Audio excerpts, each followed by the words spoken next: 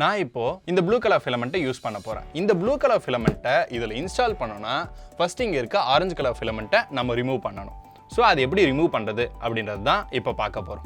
இப்போ இங்கே இருக்கு இல்லையா இந்த ஃபிலமெண்ட்டை நம்மளால் மேனுவலாக இப்படி புல் பண்ணி ரிமூவ் பண்ணிட முடியாது. ஏன்னா இந்த ஃபிலமெண்ட் இந்த எக்ஸ்ட்ரூடர் வழியாக வந்து இந்த நாசலில் ஃபிக்ஸ் ஆகிருக்கு. இந்த நாசல்லேருந்து அந்த ஃபிலமெண்ட்டை ரிமூவ் பண்ணோன்னா நம்ம ஃபஸ்ட்டு இந்த ஃபிலமெண்ட்டோட டெம்பரேச்சருக்கு இந்த நாசலை ஹீட் பண்ணணும். ஒன்ஸ் அதை ஹீட் பண்ண அப்புறம் அதை புல் பண்ணி ரிமூவ் பண்ணிக்கலாம். அது எப்படி பண்ணுறதுன்னு பார்க்கலாம் வாங்க. இப்போது இந்த நாசலை இந்த ஃபிலமெண்ட்டோட பிரிண்டிங் டெம்பரேச்சருக்கு ஹீட் பண்ண நான் பிரிண்டரை ஃபஸ்ட்டு ஆன் பண்ணிக்கிறேன். ஓகே, பிரிண்டர் இனிஷியலைஸ் ஆக ஸ்டார்ட் ஆகிடுச்சு. இப்போது பிரிண்டரோட யூஐயில் பார்த்தீங்கன்னா இந்த நாசலோட டெம்பரேச்சரும் இந்த பிரிண்ட் பெட்டோட டெம்பரேச்சரும் இருக்கும். ரெண்டுமே 0 டிகிரி செல்சியஸில் இருக்குது. இப்போது இந்த நாசலை இந்த ஃபிலமெண்ட்டோட டெம்பரேச்சருக்கு செட் பண்ண நான் இங்கே செட்டிங்கில் ப்ரிப்பேருக்கு போயிட்டு PLA ப்ரீஹீட் PLA அப்படின்ற ஆப்ஷனை செலக்ட் பண்ணுறேன். அதை செலக்ட் பண்ண உடனே இந்த நாசலும் பிரிண்ட் பெட்டும் ஹீட் ஆக ஸ்டார்ட் ஆகிடும். இப்போ இந்த நாசல் இந்த ஃபிலமெண்ட்டோட டெம்பரேச்சருக்கு ஹீட் ஆனதை உங்களால் யூஐயில் பார்க்க முடியும். ஸோ இந்த ஃபிலமெண்ட்டை நம்ம இப்போது ரிமூவ் பண்ணிடலாம்.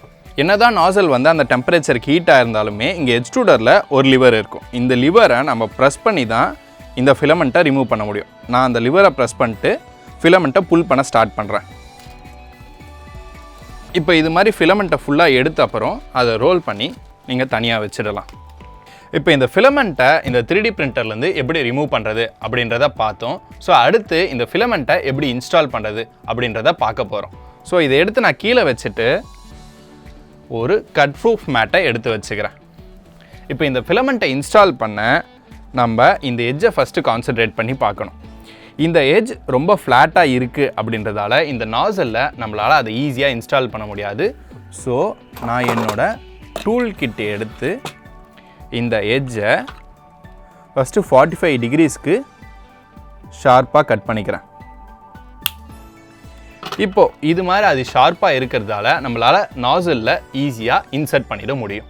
இப்போ இந்த ஃபிலமெண்ட்டை இந்த 3D பிரிண்டரில் எப்படி இன்ஸ்டால் பண்ணுறது அப்படின்றத பார்க்கலாம் வாங்க. ஸோ நான் இந்த ஃபிலமெண்ட் எடுத்துகிட்டு போய் இந்த ஃபிலமெண்ட் ஹோல்டரில் ஃபஸ்ட்டு ப்ளேஸ் பண்ணிவிட்டு இப்போ நான் இந்த ஃபிலமெண்ட்டை இந்த எக்ஸ்ட்ரூடருக்குள்ளே லிவரை பிடிச்சிக்கிட்டு இன்சர்ட் பண்ணுறேன். ஓகே, ஒன்ஸ் எக்ஸ்ட்ரூடருக்குள்ளே ஃபிலமெண்ட் போன அப்புறம் இந்த ரொட்டேட்டரி நாப் யூஸ் பண்ணி நீங்கள் ரொட்டேட் பண்ணியே அந்த ஃபிலமெண்ட்டை உள்ளே மூவ் பண்ணலாம்.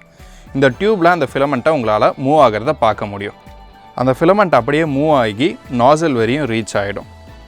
ஒன்ஸ் அது ஃபுல்லாக ரீச் ஆன அப்புறம் அது ரீச் ஆன ஃபீலை உங்களால் இந்த ரொட்டேட்டரி நாப்லேயே பார்க்க முடியும். டைட் ஆகிட்டு இதுக்கப்புறம் அந்த ரொட்டேட்டரி நாபை உங்களால் டேர்ன் பண்ண முடியாமல் போயிடும். ஸோ இப்போ ஒரு ஃபிலமெண்ட்டை நம்ம எப்படி 3D பிரிண்டரில் இன்ஸ்டால் பண்ணுறது அப்படின்றத பார்த்தோம். இப்போது நம்ம ஒரு 3D ஆப்ஜெக்டை பிரிண்ட் பண்ண நமக்கு தேவைப்பட்ட ஃபிலமெண்ட்டை இந்த 3D பிரிண்டரில் இன்ஸ்டால் பண்ணிட்டோம். ஸோ அடுத்து அந்த 3D ஆப்ஜெக்ட் பிரிண்ட் பண்ண போகிற இந்த பிரிண்ட் பெட்டை எப்படி லெவல் பண்ணுறது அப்படின்றத நெக்ஸ்ட் வீடியோவில் பார்க்கலாம்.